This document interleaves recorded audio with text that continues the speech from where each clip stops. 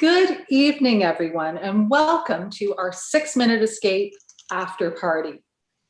My name's Kate Butler, and with me this evening as well is my co-host, Erin Kernham-Burning, and several of our presenters from this evening as well have been able to join us, and we're hoping another couple will be joining us momentarily.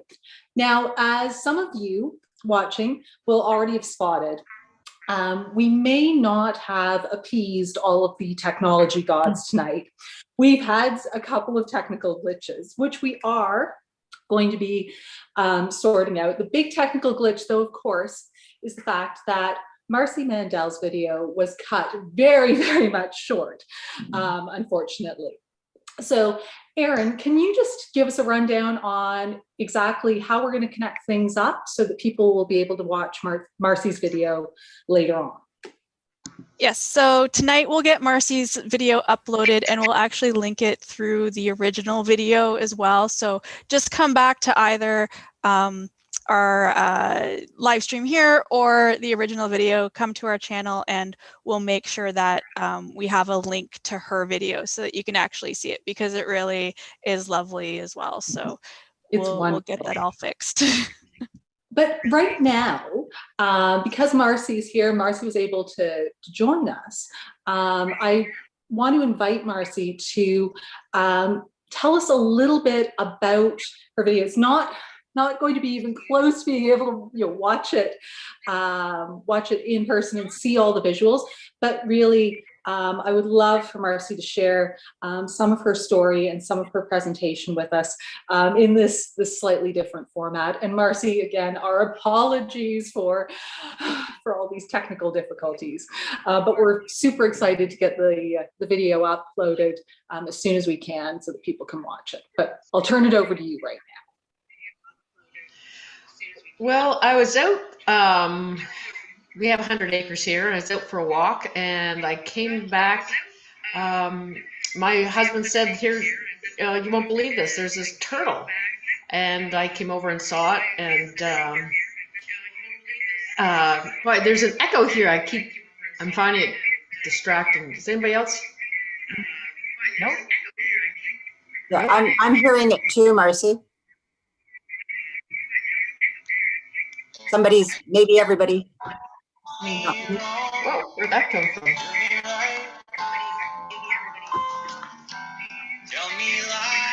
Oops. Just turn everything off. Okay, so I was out. My husband saw this turtle, so I came over and had a look at it, and it was a pretty big snapping turtle, and it had mud on its back. And I was curious. I had been streaming in that area. It was below a dam, and so I was trying to help the water flow because it had all kind of bogged into this mess.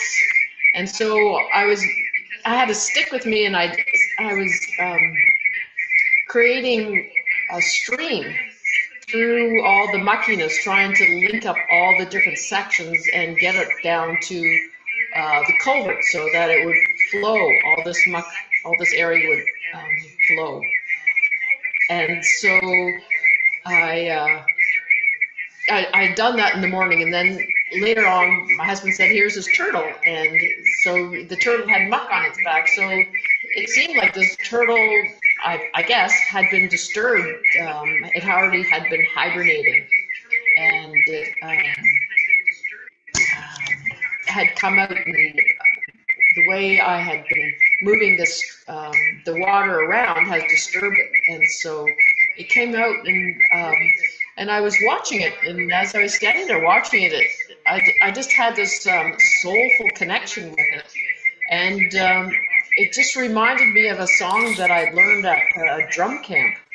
And so I started singing it because it seemed like every time I'd go towards it or look at it, it would stop. And it seemed like it was afraid of me for some reason. Obviously, I'm a big thing, so it would be afraid.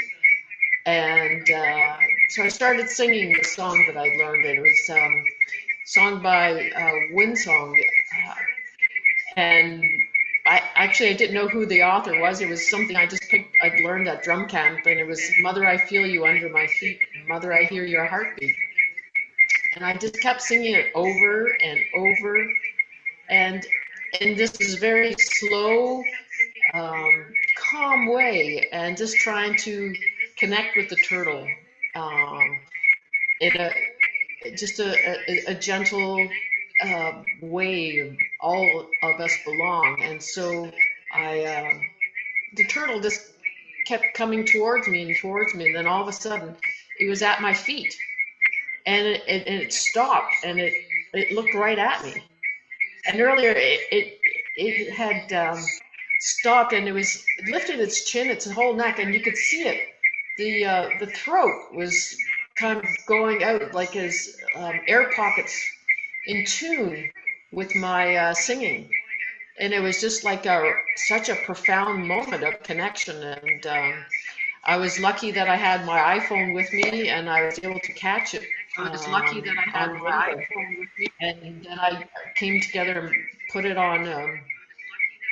I made it into a video of the whole event, and I was able to go back. I do have a background in video production, and went back and got all my B-roll shots, and was able to put it into something I thought it was pretty touching. And it's called Turtle Magic, and it was fascinating because there were so many magical moments that happened with it, other than it not showing up on this evening. But I was when I was putting it together, I had this whole section at the front of it, and I really didn't know what to do with it. I liked the way it moved.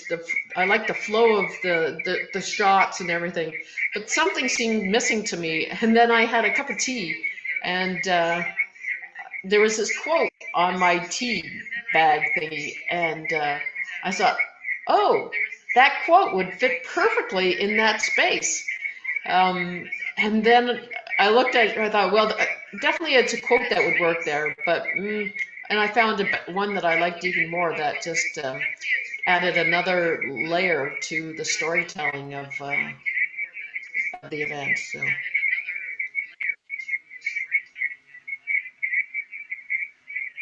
Well, Marcy, it was an absolutely amazing and powerful story. And thank you so much for being able to encapsulate it in that way. But so much of the magic as well is in the visuals, and just in the way that you got so close to that turtle, and you can tell within the video the communication that is so clearly happening there. I think that's part of what makes it so powerful.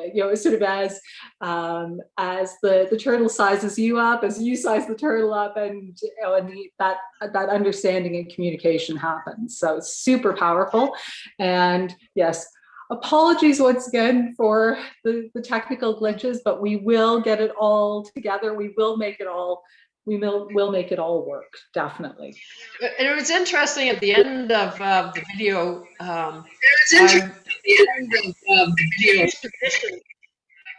And I changed positions, and as I was changing positions, the turtle started to go back into the earth, into the muck, and go back into hibernating. And so it's like near the end of the video, it was stopped on its path, and then it kind of turned around to listen once more to me, and then kind of dove down and into the earth. So it was really quite remarkable.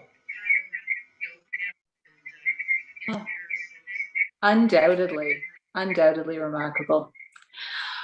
Oh, so we've had another couple of our presenters join us as well. So welcome, I believe.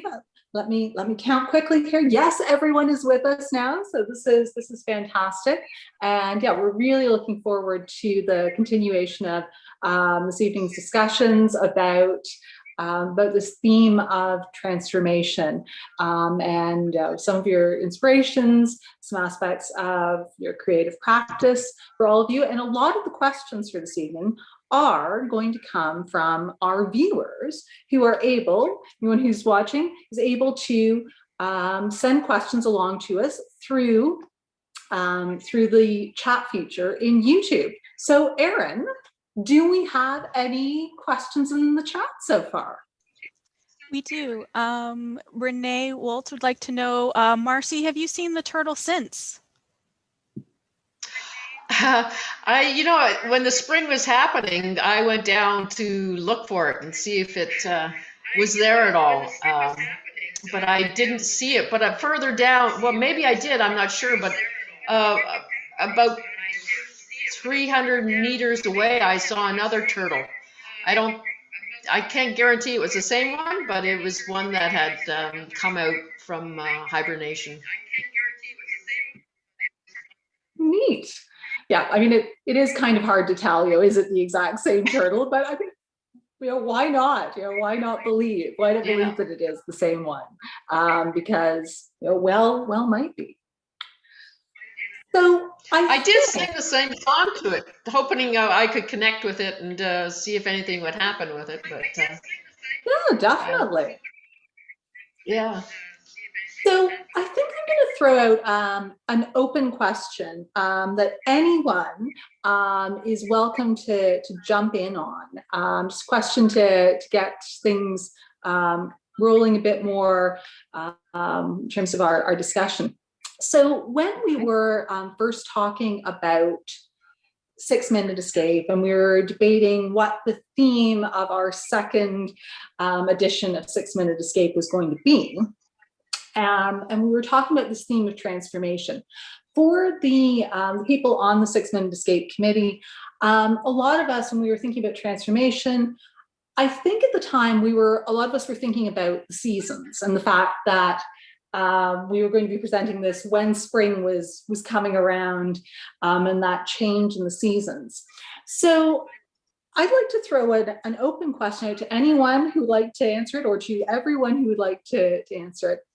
Coming from all of your different artistic practices, whether you're a writer, whether you're a musician, whether you're a visual artist, what role do you feel that the change and ebb and flow in the seasons over the years plays in your work? And I mean, June, I think June's going to be jumping on this right away, because I mean, very much this connects to your video, June. But I'm wondering whether you might want to kick things off by perhaps speaking to that, because we experienced the visual in terms of your video. So perhaps you might want to kick it off, and then anyone else who wants to add things in. And just to everyone, a reminder to check and see whether you're on mute or not.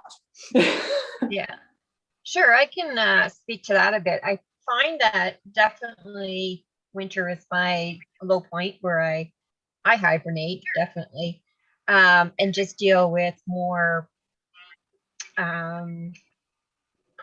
personal stuff, try to deal with more paperwork and stuff internally. And then I find when spring comes, well, the sun shines out, sun's longer, I get kind of hyper and I get excited like everybody else. It's like, yeah, I'm outside. And seeing my video again, seeing the snow, I'm like, oh, I don't miss that. But no. I have to say, by the time fall comes, I look forward to it again. So it's funny how you adapt and you change and you go through each season as it comes, and just embrace it as it comes, because you've had it all your life and you get used to it. So it's part of you. Yeah. So that's my thing. Yes, Kathleen. So I would say for me as well, the seasons and the colors of the seasons, in summer you get the greens, the colors of the birds and the flowers. And then when you get into the fall, you get the russets and the golds. Winter, of course, the whites. And, I find that inspires me to create the different scenes depending on, in my case, the leather that I have and the colors that I have. Like I explained in my video, that landscape with all the russets of a kind of a fall scene in there. So I would say definitely the seasons and the transformation of that I do find inspiration for my work from that. Fantastic. And yes, such a range of colors to draw inspiration from, Yeah. certainly. Yes, Yeah. definitely. Yeah. Anyone else feel like the seasons play a role in your creative practice in terms of your, or even your productivity as an artist? Rosanna, yeah. Well, I think it did play into what I did recently, but from a different point of view in the sense of the seasons of my life. Now in this stage of life, what's happening to me and reflecting on that, I think that's what a lot of my self-portraits, me just doing self-portraits, looking at myself now. And, it has been quite a long time that we've been dealing with being in isolation and different ups and downs. And just looking at myself daily and seeing what that season of my life and documenting it looks like. Yeah. Interesting. Yeah, and seeing those seasons, perhaps as a whole series of short seasons. You're saying that there are more, many Yeah. short seasons. Yeah. Well, that. it's interesting. When I started the self-portraits, I have one piece that is when I lost my job. And I kind of scratched myself up. I started the painting and I couldn't complete it. I had to erase the canvas. And then I thought, no, I'm keeping this because it does I couldn't paint that day. I just couldn't put myself down. I felt erased. And, my whole life just kind of went, it just couldn't, I didn't have a footing. And,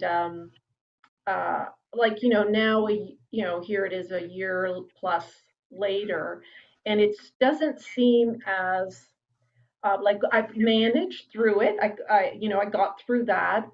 There's different challenges ahead, but at first, my initial reaction, I think, is is well captured in that little self-portrait. And it's interesting to see as the self-portraits evolve and what they look like. Like they surprise me. They definitely surprise me. Interesting. And I mean, the idea of that one that that you felt like you couldn't finish, that you couldn't paint that day, and that whether that'll be one in the future that you just sort of you tuck away, and or how often you bring that out and revisit that. Yeah. Well, it's interesting to go back and see them now. I have quite a box full of these self-portraits, and I sometimes go back and I look at it. I try not to look at them too much. I'm looking at myself all the time. But they do evoke memories of a time and a feeling that I had on that day. Some days were better than other days, right? And I do remember it. It evokes my memories for sure. That's fascinating. The stories contained within. So does anyone else have any thoughts about the role of the seasons in your work? Yes, Danielle. Yeah, I guess a little bit similar to Rosanna. She's saying, very like self-inflicted. Yeah, I guess just more like that analysis and like reflection throughout the seasons. So for me, like the past while, I've really thought of the seasons as like, winter, and I guess looking at it how like animals kind of, live through them too. That winter is very like hibernation. It's very much about going within and working throughout those things within yourself. It's a very like reflective kind of season, very indoors, like self-analysis. And then spring comes and you're kind of planting the seeds and like planting intentions of the things that you want to do throughout the year. And then summer comes and you're starting to watch all of those things blossom, whatever that may be in your life of things are kind of happening and you're doing things and kind of everything's kind of coming into place And then when the fall comes, it's like, that classic harvest season where like you're reaping all of the fruits from all your labors and, kind of receiving all those rewards. And then, obviously winter comes again, you kind of go through the whole process. So for me, it's kind of, a very like spiritual, like self kind of reflection throughout all the seasons, where I find that each season really has something different to offer. So when I think, when you think of it in that way, then you're like, oh yeah, oh my gosh, like we really are in tune with all the natural cycles of the earth and of life, and just becoming really like conscious of that. It's really beautiful to see. Definitely. And I think it puts a different spin on perhaps some of the feelings that we have in general about winter and how we have to hunker down and that kind of thing. Yeah, it turns it into perhaps a bit more of a positive. But I am totally with June. I'm happy not to see snow for quite a while. Quite a while. As I think most of us are. Oh, so any other thoughts? Yes, Linda. It's really interesting actually hearing everyone's experiences and everything with the seasons. Being a songwriter and a touring musician, I think my experience is a little bit different because, in a way, as I'm traveling around, I live in just outside of Nashville right now, and this time of year, everything in the winter time is completely bare. It's not like it is in Canada and a lot of parts of Canada where all the trees are green all year round. All the pine trees and the Douglas firs and all the different ones in Ontario, where most of you folks are. Here, it's completely barren and gray, and there's a beauty in that as well. We don't get a lot of snow down here, but when I'm touring, I'm usually up in Canada, and January I try not to tour in January because for obvious reasons. But yeah, I really notice the seasons. I'm not sure how much it actually affects my work. But I guess it probably does in some ways. It creeps in there, somehow. But yeah, it's a very physical thing for me. Touring in any, like in Ontario or Saskatchewan or Alberta in the middle of February, it is not really a lot of fun. Sometimes it's a bit of like knuckle biting and white knuckling kind of thing. But and it's been interesting during the pandemic, of course, I haven't had any live shows or been touring at all. So, I guess the seasons have had, I think spring and fall are kind of my favorite seasons, just everything springing forth and, bursting into bloom and all that kind of thing. I just love that. But yeah, it's interesting. I'm not sure how much it actually has an effect on my songwriting. So I haven't really thought of that before. No, that's quite all right. I'm related to some of the things you were just mentioning, though, Linda. As a performer, the situation that we've been in over the last, over a year now with COVID, I mean, that must be really affecting you in terms of not being able to connect with live audiences in the same way, not being able to connect with them in person. And I'm just curious how you've been finding that. And I know you've been finding certainly other ways to connect with audiences virtually, but just how it's felt. Yeah, it's been a very interesting experience for sure. Some of it I've kind of actually, I've really enjoyed. I feel a little guilty sometimes about that because I know it's not easy. It's not easy for everyone. People struggling obviously for health reasons and things that have happened, but it's because what I do is such a social thing. I actually, for the first 2 or 3 months, I really enjoyed just being home with my husband and our dog, and just kind of like getting to know me again. But then after 3 months, I think I started going a little stir crazy, 'cause, yeah, I really missed that in person, being able to see people's reactions. I started doing a live concert every other week, and I was doing it on Zoom at first, and that was fun because I could see the people. It's not the same thing, but at least I could see, the people's faces and everything. And then I kind of wanted to bump up the production values a bit and the sound quality and all that. So I went to another form of software, a broadcasting software.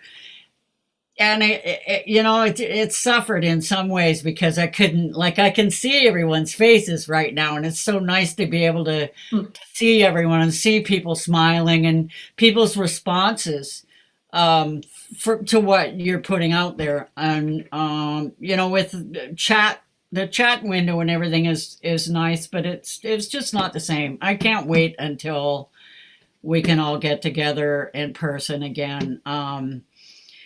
I've really missed it. That human connection we all really need.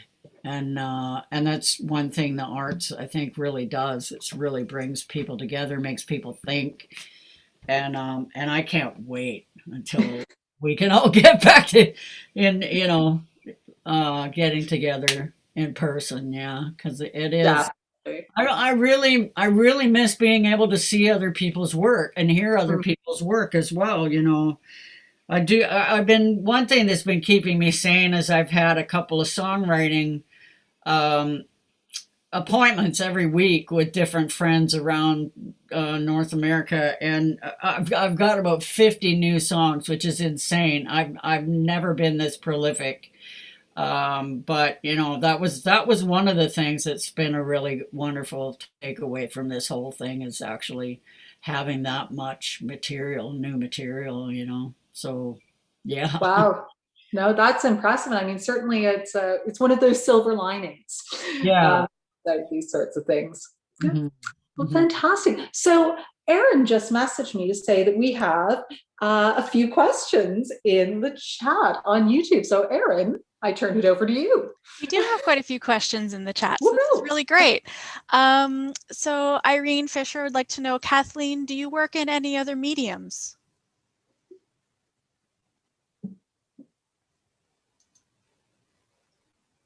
Kathleen, you're muted. Sorry, I realized that. No worries. I will begin again. That was the phrase of 2020, right? You're on mute. So it looks like we're still doing it. Working with leather is the evolution of my artistic expression. I have worked in other mediums.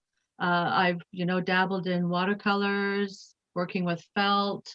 I've carved wood. I've worked with wood. What else have I done? The leather is just kind of the last kind of piece. So it's almost all those experiences, the talent, skills, and abilities that I developed through that. It just really kind of melded into this, working with leather that just kind of fits all the boxes of things I like to do when I'm creative. I get to work with my hands and tools and both hands and use my imagination. So thank you for that question. Yes, I have worked with other mediums before. But it definitely sounds like leather is your favorite. It is. Checks up all the boxes. And Chris Lind would like to know, Rosanna, what are you painting now?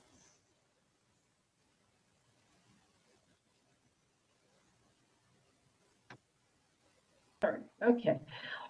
So right now, I've been focusing on going out, working plein air.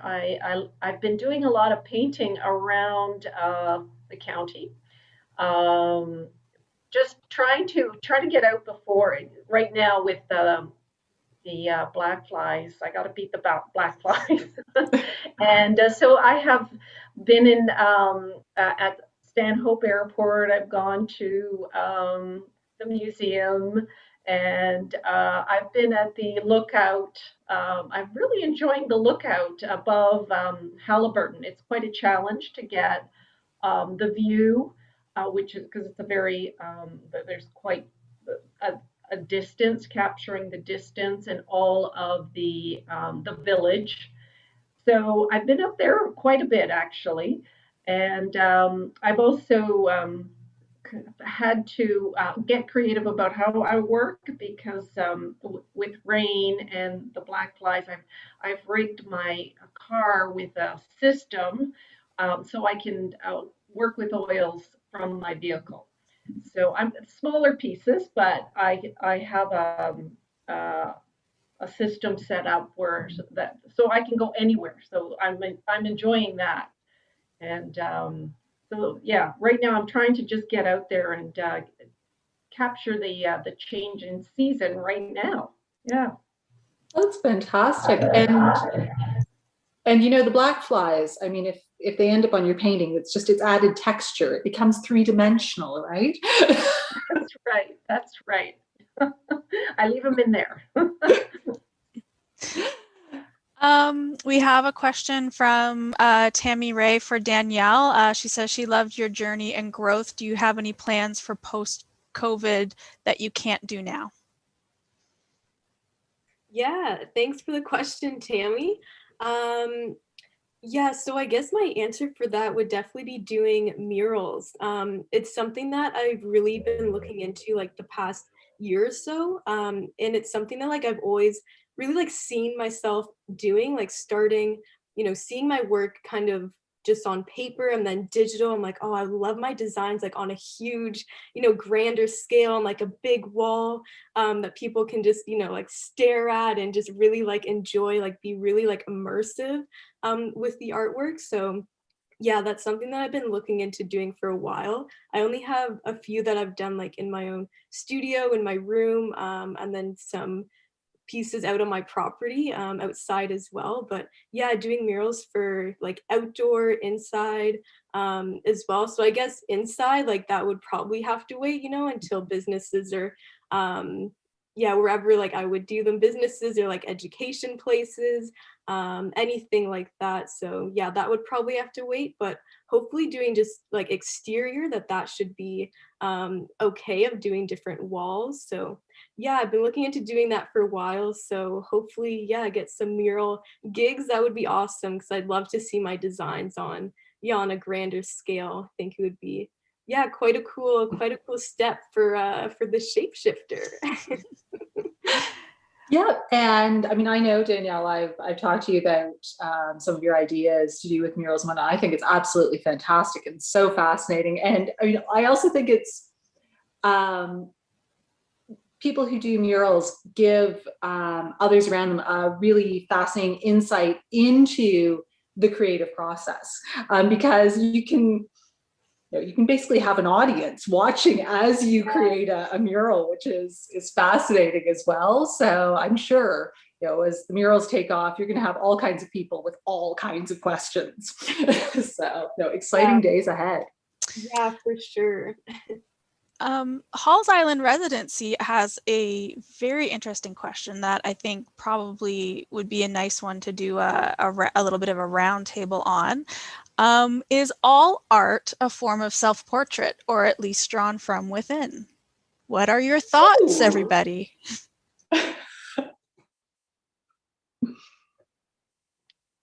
Read it one more time. Is all art a form of self-portrait, or at least drawn from within? I would say yes. If it's okay, I go first. I would say yes, because it's how we express what we see in our world, right?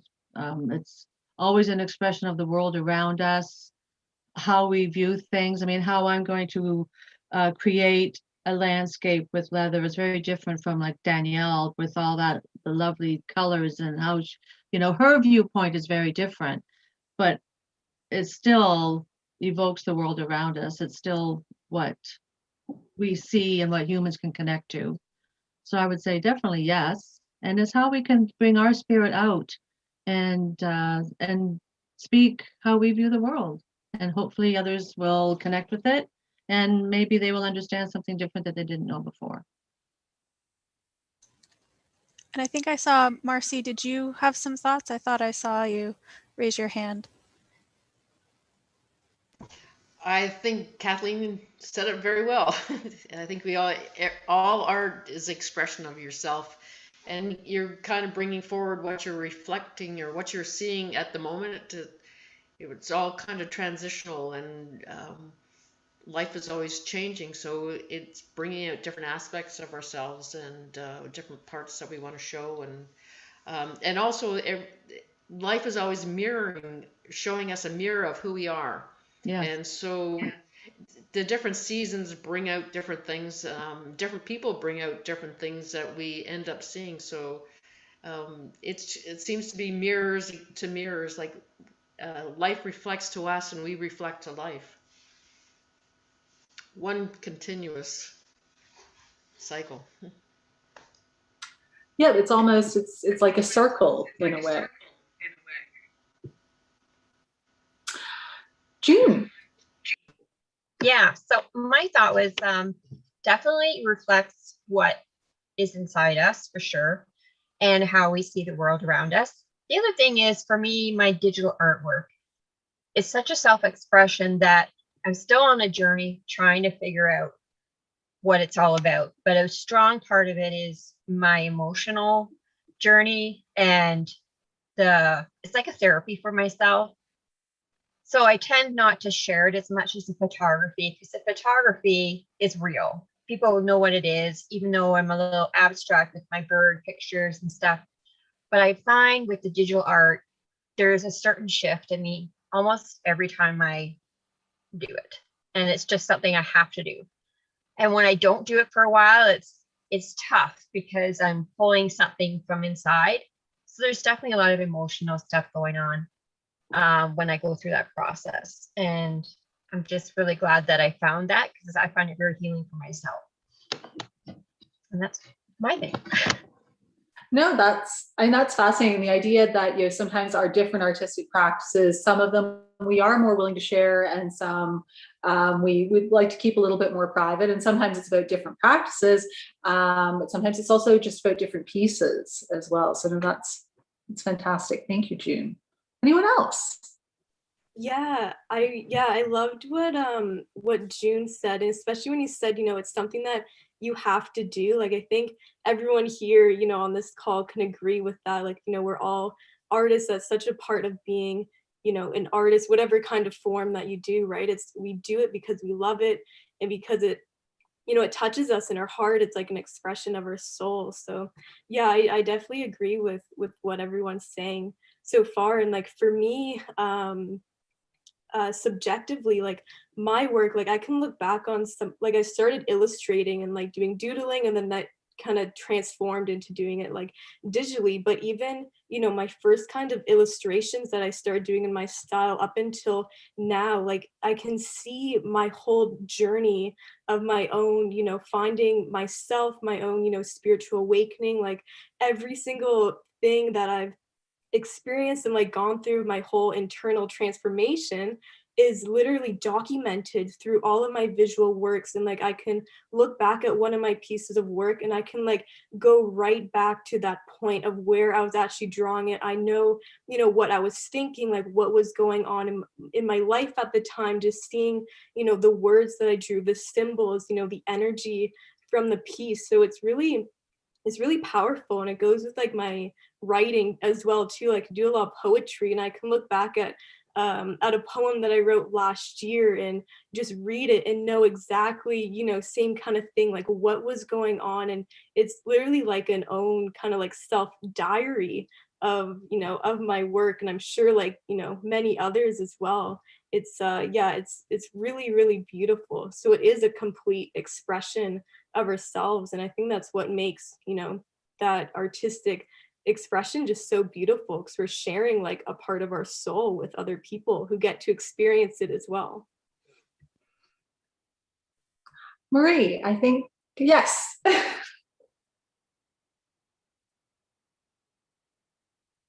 Just a minute. There. You can hear me now? Yes. Okay.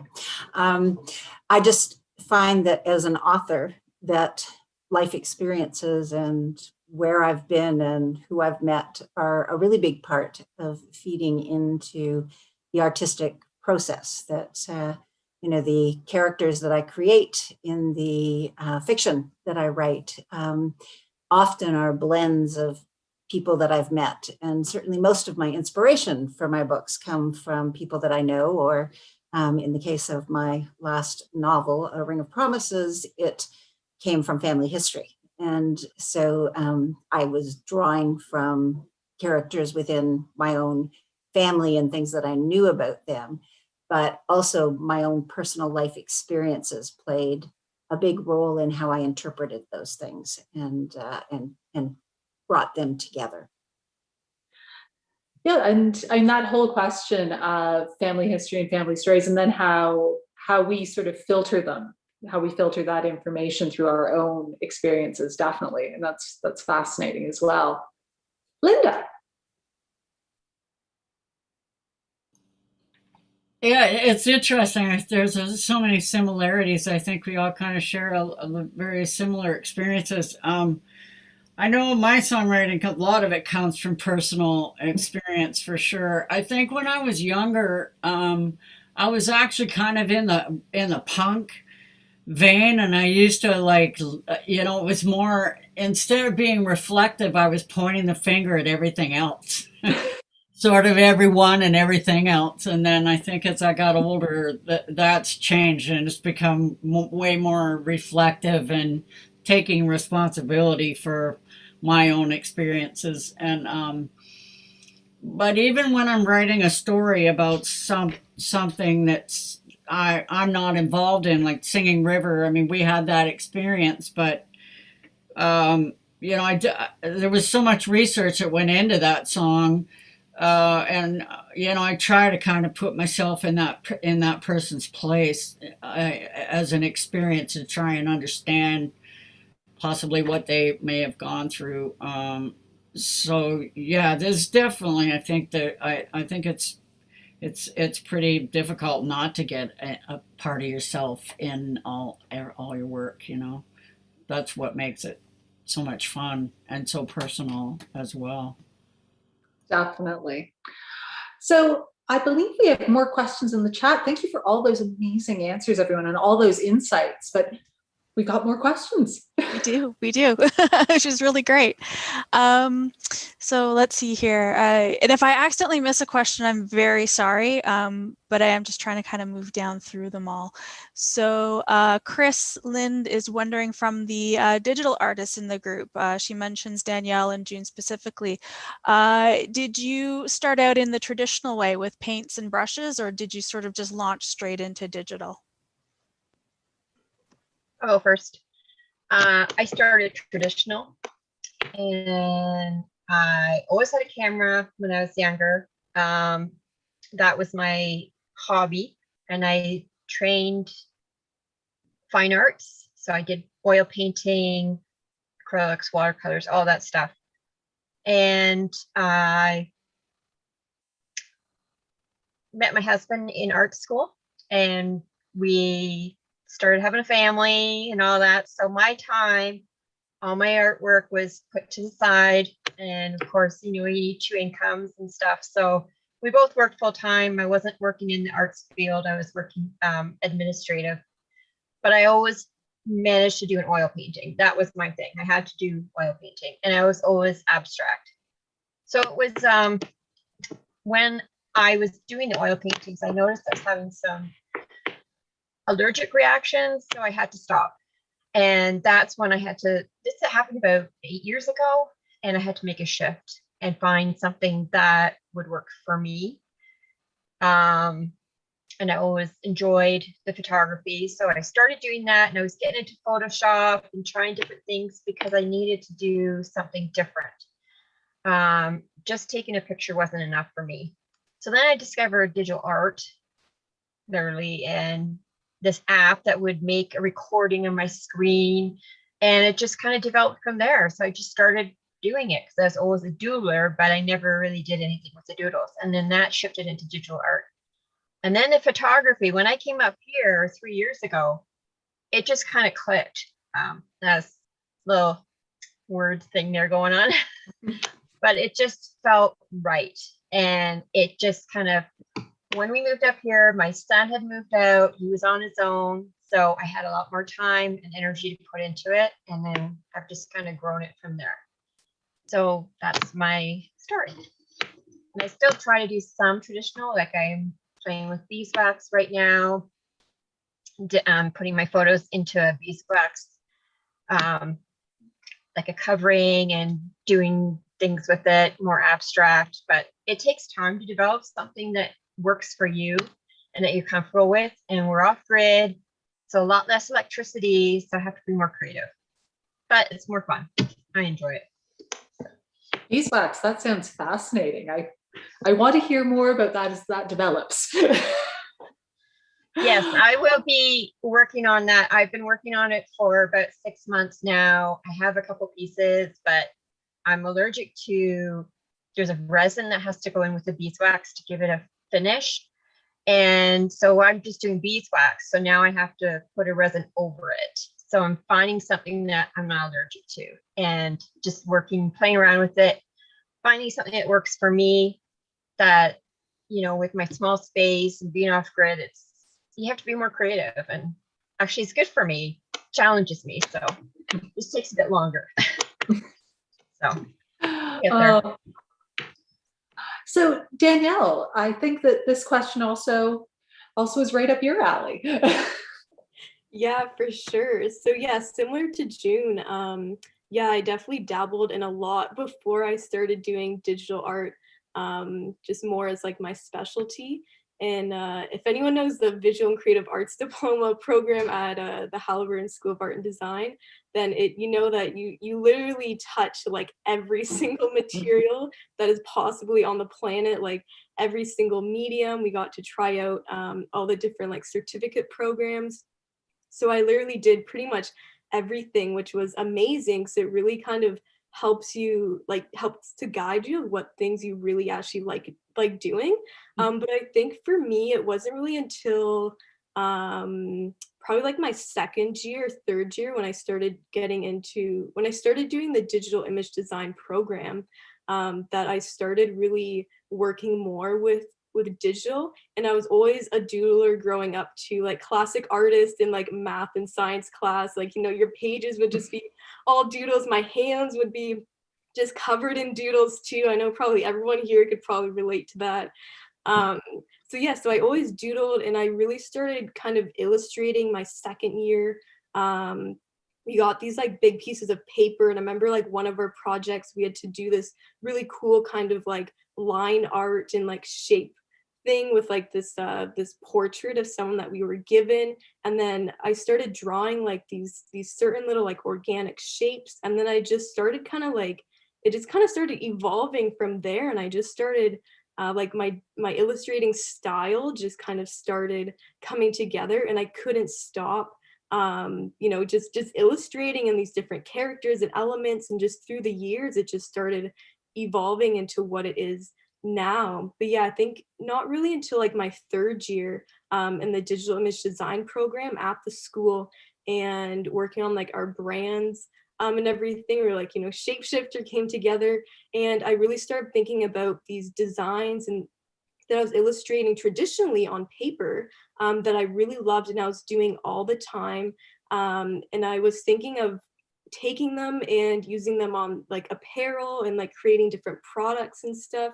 So then that's kind of where the digital stuff started coming in, because I started bringing them actually onto my computer and like testing them out on different products and apparel and just different things, seeing how it would look and everything. So yeah, that's kind of how it started. And then I just started, I think just with one piece like earlier this past summer that I created in my sketchbook, and I was like, I've seen people like take their pieces and bring them onto their iPad and start actually like converting them digitally. I'm like, that would be really cool. So I ended up getting an iPad. It was something I really wanted to do, and started using Procreate. So that's how I've been creating my digital pieces. And then it was just something that just clicked, you know. I was like, oh my gosh, like I love doing this. I love this medium. I love how I can still work traditionally, you know, just with my black Sharpie inside my sketchbook, have all my illustrations, and then bring them on digitally. And that's where I do all the coloring. That's where everything like really comes to life. And then from digitally, I can bring it into like our physical world. So it's like this big evolution. So yeah, hopefully that answered the question. That yeah, I've definitely Absolutely. explored a lot, but yeah, the digital art is something that I've really really come to love in just my whole creative process. That's super interesting. That whole evolution of the different paths that you've taken. Very Yeah. neat. Audrey Ramsey would like to know, has anyone got a way of rebooting a project that you're stumped on? Ooh.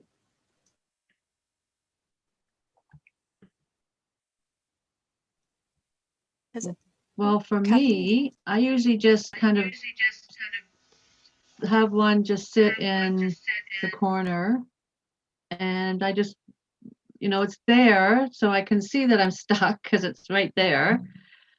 But then after a while, I'll take it down and just start working on it. Just do something small, just maybe take something off and just put something on, just if it's outrageous. And sometimes that just sparks the change. Like, no, that doesn't work, but so sometimes the inspiration comes from just letting it sit, watching me as I work, and then pulling it back in and just changing something. And that will often just kind of shift that energy that's stuck. Sometimes just do something is what I will do. Anyone else? I'm also a writer, and sometimes when I'm stuck with piece I'm working on, I'll actually change the font and the size of the lettering just to get a whole different perspective of the story. And sometimes just by changing the style and the size of the font, it reads totally different, and I get stimulated and inspired just because how it flows on the page. My mind just sees it differently. So that's one technique I use when I'm stuck, is just change the font and change the size and So style. that's fascinating. Because I mean, when we think about writing, when we think about the visual involved in writing, we often think of illustration or what you or the reader is going to see in your mind as you read. But the whole idea of changing the font to then take a whole new look at it, that's absolutely fascinating. Very neat. Who else? I'll go. Oh. I think Linda, you had your hand up first. Okay. I think so. Well, that's really interesting. What Marcy was saying about I think it was Marcy, changing the font. And also Kathleen, I think for me, being a songwriter, I find sometimes it helps just to take a break and get away from it. I've had things that I've forgotten about, let sit there for 5 years. And come back to it, and it's like, oh my gosh, this is there. I couldn't figure out what wasn't working with it, and then all of a sudden, boom, it's there. Sometimes as well, like as a writer, I find if I'm really stumped and I just haven't been able to get anywhere with it, sometimes I'll try working with another person on it, and sometimes they can sort things out. And I do a lot of co-writing, and I find it's a really great experience. I guess that's a bit different for visual art. I'm not sure how collaborative that is, but I've found that really works for me. Sometimes just letting it go for a little while and getting a new perspective and starting tackling it again after a few days or a few weeks or years, depending on, yeah. Anyway, that's kind of what I try and do. Yeah, so I think Rosanna, you hand up, yeah, and then June.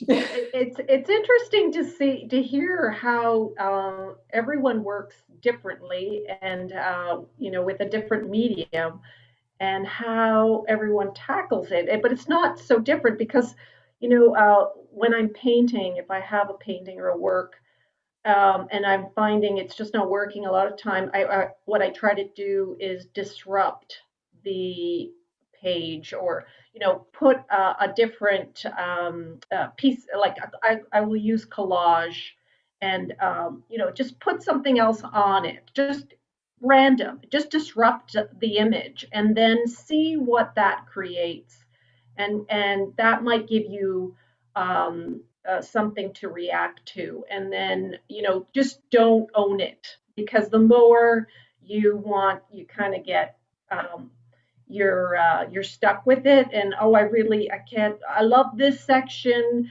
so I don't want to change this section. The more we become in love with that very thing, that's kind of what's holding us from moving, the shifting a lot of other things that may have to change if this changes.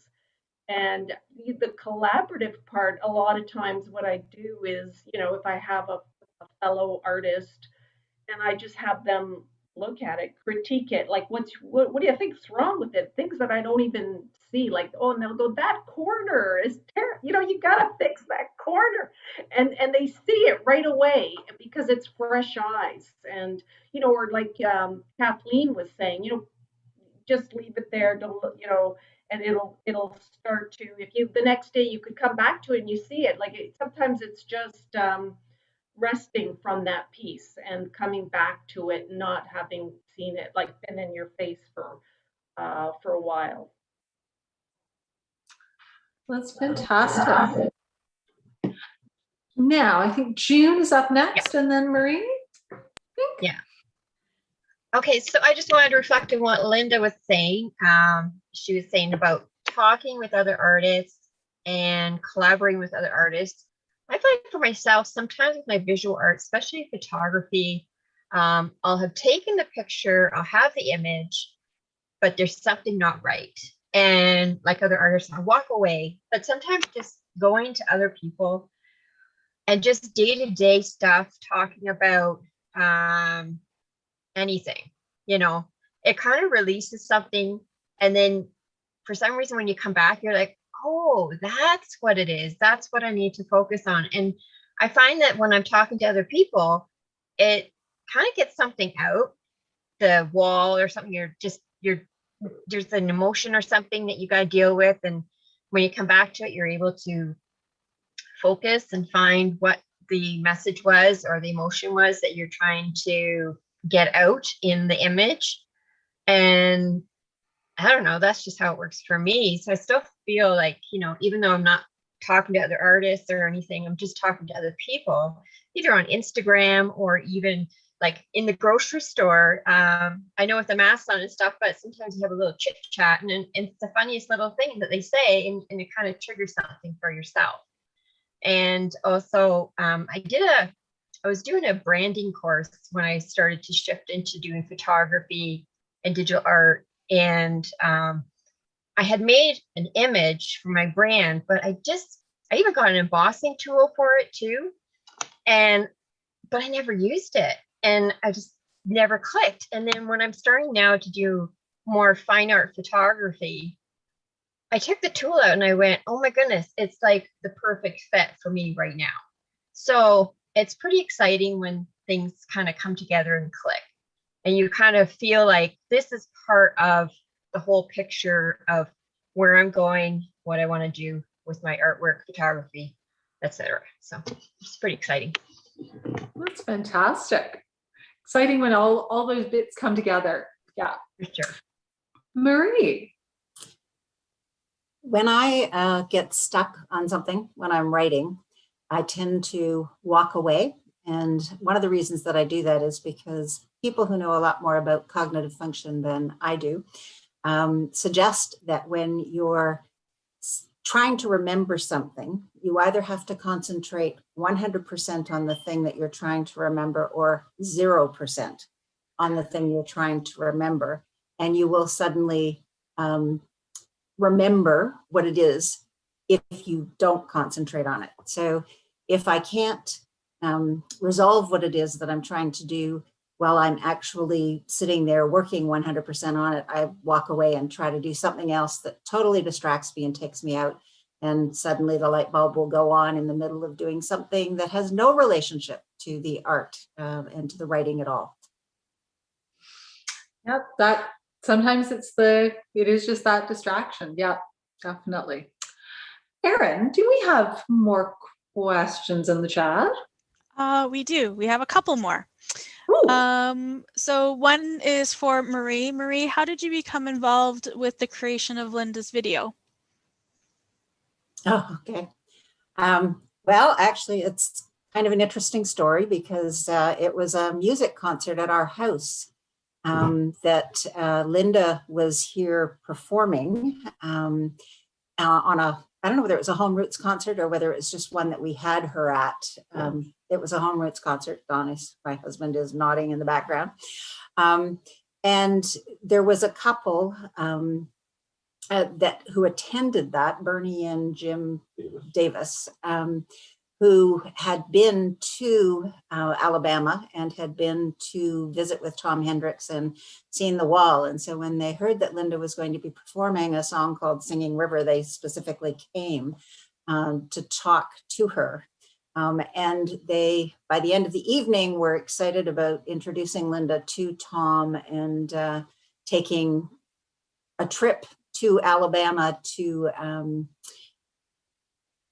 allow her to play the music for Tom, which is something that had been one of Linda's goals.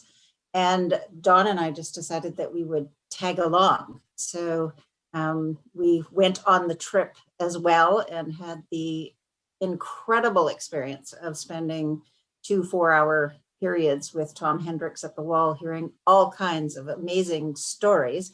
And then it culminated with Linda's performance of Singing River in the amphitheater there, which is what inspired me to write the piece that I wrote. And some of my husband's photography is also in Linda's production. So Dawn was taking video and taking stills while all of that was happening that were able to be wrapped together into Linda's incredible music video. Such a story of collaboration and connections, and just amazing. It was an amazing day, incredible experience. It was really nerve-wracking for me too, I have to say, meeting him and performing that song and you know, within the wall there was very intimidating. He had thrown Martha Stewart and different people off his property because he didn't like some of the things that they were their philosophy or whatever. It didn't mesh with his. So, you know, it was very intimidating. I just really wanted to honor his great grandmother's memory with the song, and you know, just performing it for him, and then getting that kind of reaction was just, you know, something I'll treasure forever. It was an incredible experience, and I was so grateful to Marie and Dawn and to Jim and Bernie for, you know, making that whole thing happen. It was just incredible. There's a bit of a follow-up question, Linda. How did you learn about the story? I actually first heard about it in the Muscle Shoals film. I had seen it, and then I had an artist residency in Florida. What was the name of it? Oh, it's the incredible Seaside, Florida. It's in the Panhandle. I got to spend a whole month there in my own little house. There were 6 artists of all, and everyone on this panel should actually look into this because they have 2 intakes. One's in January and one's in February, and you get to go and spend a month there. They provide a small stipend, and you basically have a place to yourself for the whole month. So anyway, while I was there, I watched the movie again about 4 or 5 times, and there was a little snippet in it where they interviewed Tom Hendricks a little bit about his grandmother, great grandmother, and they, you know, showed a little bit of the wall, and it was just a little tiny little portion of the film, and it was just such an intriguing story. I ended up spending that whole time just doing all the research and then writing the song. I wrote the song while I was there, so. Yeah, so Muscle Shoals, the film, that's how I first found out about it. And in case people don't know about Muscle Shoals is a place in Alabama where, as I said in the story that I wrote, where the river goes over the shoals, and there is a woman that the people felt was singing from the river. But more than that, in the 60s, 70s timeframe, it became a place where many incredibly talented musicians recorded their music. It was the place Aretha Franklin recorded her first #1 hit. Right. And well, the Rolling Stones recorded there. Mac Davis did all of his music there. Anyways, the list goes on and on and on. And they were they had lost the reputation for the recording of music in the Muscle Shoals area. Things had sort of drifted towards Nashville because they had an international airport. And so Muscle Shoals was trying to restore their reputation as a music center and put this video out. And I'm not sure why they started it with Tom's Wall, other than I guess because of the connection with the singing river and thus the connection with music. Mm-hmm. Mm-hmm. Definitely a powerful story. Erin, do we have more questions? We have one more, and I think I'm actually going to open it up to the group. But it's actually directed at Marie, but I think it might be great to actually hear what everybody's currently working on. So we'll start with Marie. Anyway, Irene says, Marie, what other projects are you currently working on? Well, I'm writing another novel, and it is yet again another novel that is inspired by family history.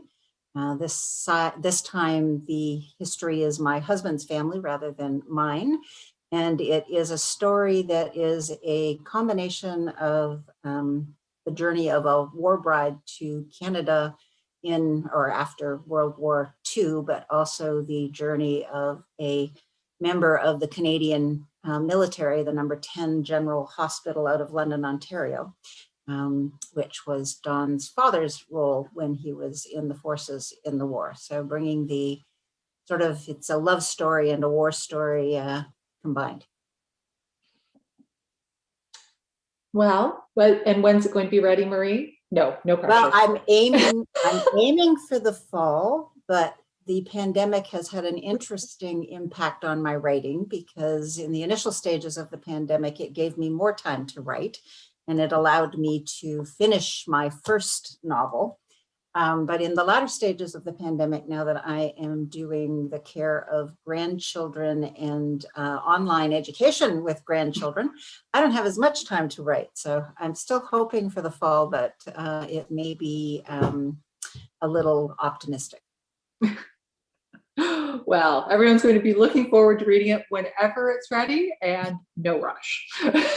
So what's everyone else working on these days? June. I'm currently working on redoing my website. Sorry, my light just went out. Okay. So that's a major work in progress. But I'm really happy with how things are turning out. We're also doing our garden, which keeps growing every year. And we're expanding it and we're trying to put in a hoop house. That's our next project. And we're still in the building process. That's taking us, we're doing it all ourselves. So it's taking us a very long time, but we're okay with that. We're very happy with our situation, and going at a slower process helps us to develop our ideas better and gives us time to really think about what we want in our situation. And the other thing is getting my art, my photo prints. I have several black and whites that I want to do as fine art prints. So I'm working on that. It's been taking a while and getting them framed and putting them in stores, because hopefully when things open up, I'll get them out. Right now I have some stuff in Castle Antiques and the Search Cafe Marketplace, and then at the gallery, Rails End, and a store in Norland. So I'm really trying to get myself out there and spread it out. And yeah, it's a process, so it's very time consuming and I do it all myself. some days I want to, yeah, I make big mistakes. Like today I broke a bunch of frames and yeah, it was not a good shape. But that's life, right? It's the way it goes. So. It'll get there. Yeah, it'll get there. So what are other people? Rosanna, what are you working on these days? I'm still going out. Like my plan is, as I'm going out these days, I'm going to continue. Uh, I'm really hoping through the summer. I have last year I learned how to kayak. Was that so? I've been able to go to more remote areas. So I've been going out and just going and to different lakes and painting on site. I go again, keep it small, keep it portable, and we'll see where that takes me. I'm collecting and hoping that I'll have a good body of work at the end of the summer. But I really want to just continue to pursue that. Fantastic. Kathleen. Thank you. I'm a guest artist in the studio tour. So I'm working to prepare pieces for that. So that's been really fun. I'm working on a new series with snakes in them, so that's really fun. And doing more of my garden series, and I want to do some of my winter scenes, like I was saying in my video.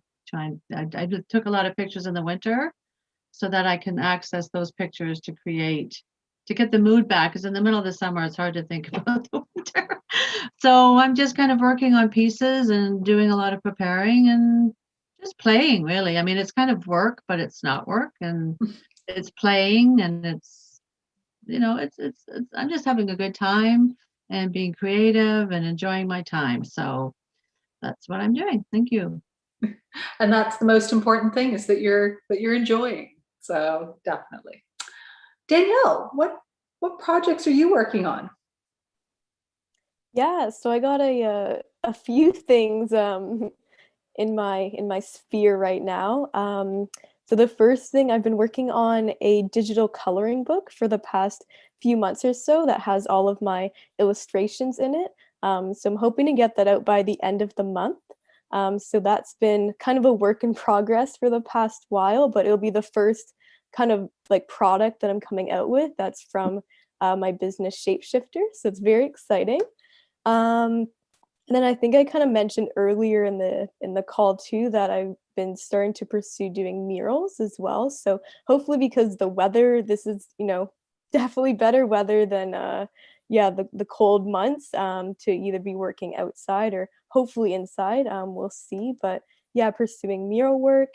And then I'm starting to do custom work as well with my design. So doing custom art prints as well. So that's something that I've started to pursue too.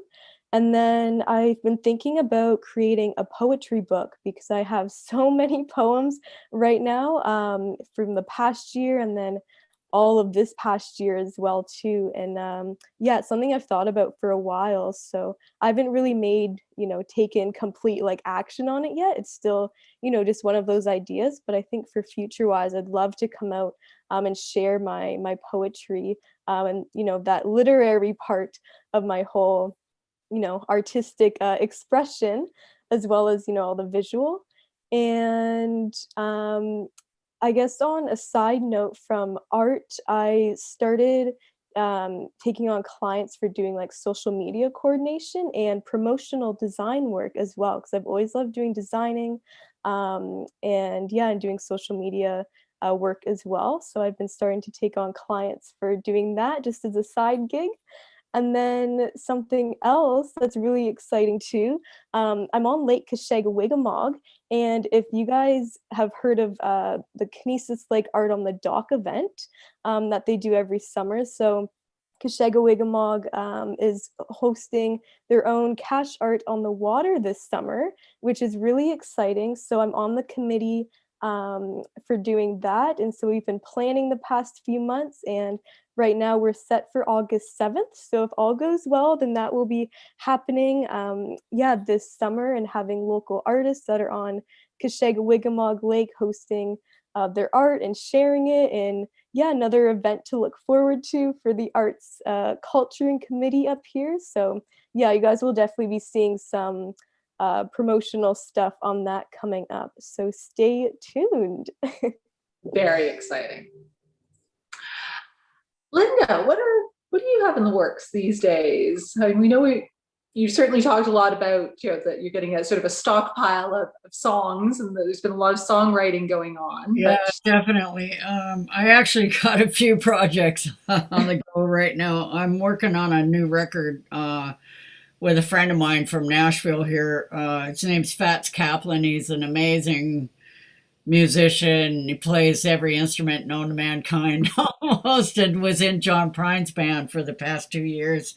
But he's just fantastic. So he's putting a bunch of fiddle and mandolin and accordion and all different kinds of things on the record. And also I have a bluegrass band in town here called Crossing the Caney, and we're working on an album. I've got a few songs on on that record. And then I have a duo with a friend of mine by the name of Doug Cox, who lives in Courtenay on Vancouver Island. He runs the Vancouver Island Music Folk Festival. And I was at his place working on a record when the pandemic hit. I'd been on the road for a month, and the last few shows were canceled. So we've been just doing stuff, sending back and forth, over the internet, and hopefully both of those will be out in the fall. I'm not sure when the Crossing the Caney one will be finished.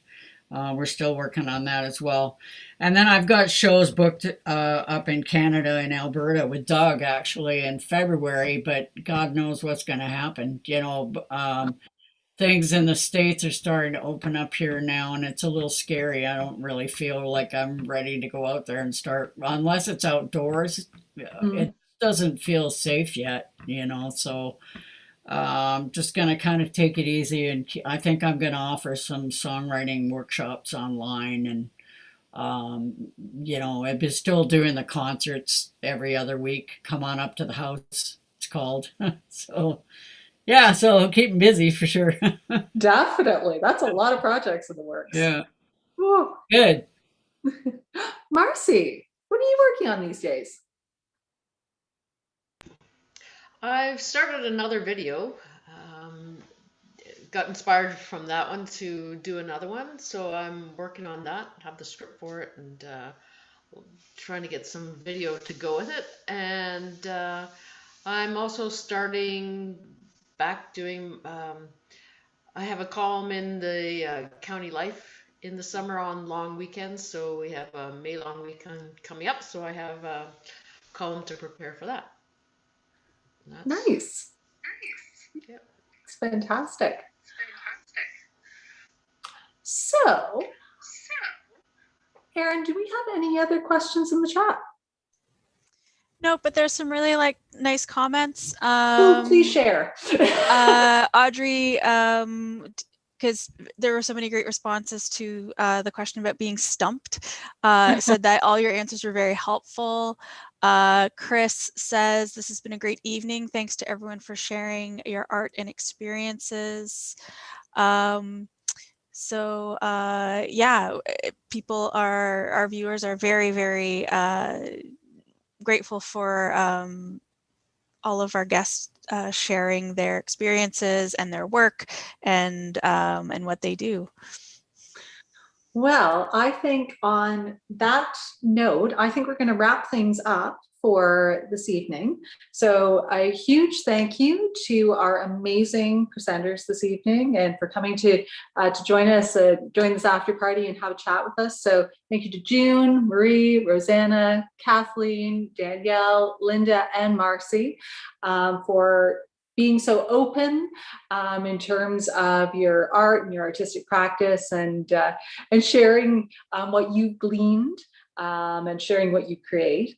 I would also like to say a huge thank you to my co-host, Erin Kernahan-Burning, for doing all of the amazing tech stuff that she's doing behind the scenes this evening as well. And also an extra shout out to Danielle, who also sits on the board of the Arts Council Haliburton Highlands. And she has also done a whole bunch of behind the scenes work in setting up this evening as well. So an extra thank you, Danielle, for that. So thank you everyone again for joining us. Thank you to all of our viewers who have tuned in. We hope you've enjoyed this evening. And now we'll have to start planning for what the next 6-minute escape is. So stay tuned and have a wonderful evening, everyone. Good night. Thank you. Thank you very much. everyone. Thank you. It was nice meeting you all. Thank Thank you. you. Thank you, everyone. Thank you. Bye, everyone. Bye. Bye.